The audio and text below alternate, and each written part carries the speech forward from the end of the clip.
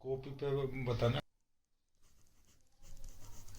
माना A B C D एक आयत है, तो ये हमने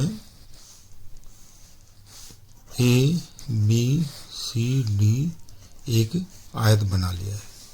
इसकी आयत में जो है आमने सामने की भुजाएं बराबर होती हैं। ए बी और सी डी ये बराबर होगी, और ए बी को हम मान लेते हैं एल, क्योंकि ये बड़ी भुजा है। तो जब चूंकि ए बी और सी डी बराबर भुजाएं हैं, तो अगर हमने ए बी को एल मानना है तो सी डी भी एल होगी। अब बी सी भुजा ये छोटी भुजा है, इसको आयत की चौड़ाई कहा जाएगा, और इसको हमने बी मान लिया। अब चूंकि आमने सामने की भुजा बराबर होती है आयत की, तो ये बी है तो ये भी बी होगी। अब हम आयत की परिमाप बताना चाहेंगे। आयत की परिमाप से मतलब होता है आयत की चारों भुजाओं का योग।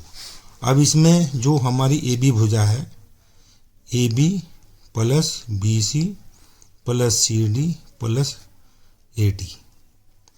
अब ए बी भुजा हमारी एल है, और बी सी भुजा बी है, फिर सी डी भुजा हमारी एल है, ए डी भुजा हमारी बी है। एल और एल जुड़ करके 2L, बी और बी जोड़ने के बाद 2B।